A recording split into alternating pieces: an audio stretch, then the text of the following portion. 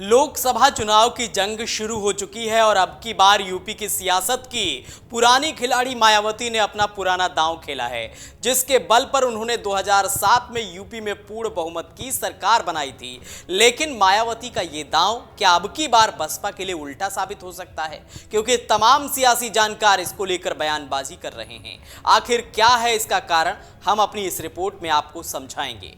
लोकसभा चुनाव 2024 के लिए यूपी में एनडीए बनाम इंडिया की लड़ाई के साथ बसपा प्रमुख मायावती की सोशल इंजीनियरिंग ने मुकाबले को रोचक बना दिया है। बसपा ने अपने कोर वोटर दलितों के साथ मुस्लिम और दलितों को साधने की कोशिश की है, जिसकी झलक बसपा की ओर से जारी प्रत्याशियों की सूची में देखने को मिल रही है। बसपा ने अब तक 56 प्रत्याशी मैदान में उतारे हैं। उनमें से 10 ब्राह्मणों के अलावा 14 मुस्लिम उम्मीदवार हैं। हाथी नहीं गणेश है, ब्रह्मा विष्णु महेश है, कुछ ऐसे ही नारों के साथ 2007 विधानसभा चुनाव में बहुजन समाजवादी पार्टी मैदान में उतरी थी। वजह थी ब्राह्मणों को अपने साथ लेना, जिसका लाभ भी मायावती को मिला। 2022 के विधानसभा चुनाव में भी इस नारे पर जोर देते हुए मंडलवार ब्राह्मण सम्मेलन किए गए। लेकिन 2024 लोकसभा चुनाव में भले ही इस नारे को बल नहीं दिया जा रहा है, लेकिन उम्मीदवारी तय करते समय ब्राह्मणों को अच्छी खासी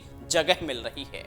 बसपा ने अभी तक जो उम्मीदवारों की घोषणा की है, जिसमें से 10 सीटों पर ब्राह्मणों को टिकट दिया गया है। अलीगढ़ से हितेंद्र उपाध्याय, फतेहपुर सीकरी से रामनिवास शर्मा, दोरहरा से श्याम किशोर अवस्थी, उन्नाव से अशोक पांडे, फर्रुखाबाद से क्रांति पांडे, अकबरपुर से राजेश कुमार द्विवेदी, बांदा से मयंक द्विवेदी, फैजाबाद से सच्चिदानंद पांडे, बस्ती से दयाशंकर मिश्र और मिर्जापुर से मनीष त्रिपाठी को प्रत्याशी बनाया गया है। 2007 में इसी समीकरण पर चलते हुए बहुजन समाज पार्टी ने अपने दम पर सत्ता में वापसी की थी। उस समय सतीश चंद्र मिश्रा की अगुवाई में ब्रजेश पाठक, नकुल दुबे, विनय शंकर तिवारी, पवन पांडे, रामवीर उपाध्याय, राकेश धर त्रिपाठी, श्याम सुंदर शर्मा, रंगनाथ मिश्रा और अंटू मिश्रा जैसे नेताओं को आगे बढ़ाया गया था। लेकिन 2012 और 2017 के विधानसभा चुनाव में इस फॉर्मूले से किनारा करके बसपा मैदान में उतरी तो उसका अच्छा खासा नुकसान झेलना पड़ा।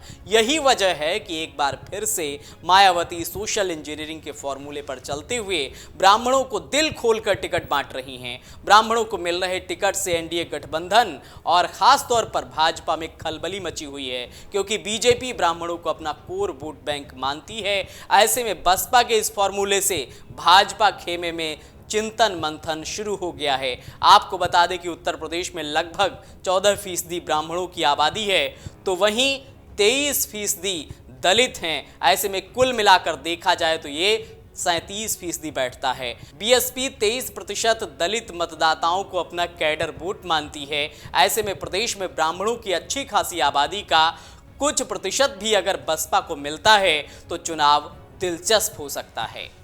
बसपा प्रमुख मायावती ने मुस्लिमों को भी साथ लेने की कोशिश की है। पार्टी ने अब तक जो 55 टिकट दिए हैं, उनमें 14 मुस्लिम हैं, यानी कि सूबे में करीब 20% आबादी वाले मुस्लिमों को अब तक बसपा 25.45% टिकट दे चुकी है। वहीं गठबंधन ने अब तक घोषित 72 सीटों में से 7 मुस्लिम उम्मीदवार ही मैदान में उतारे हैं।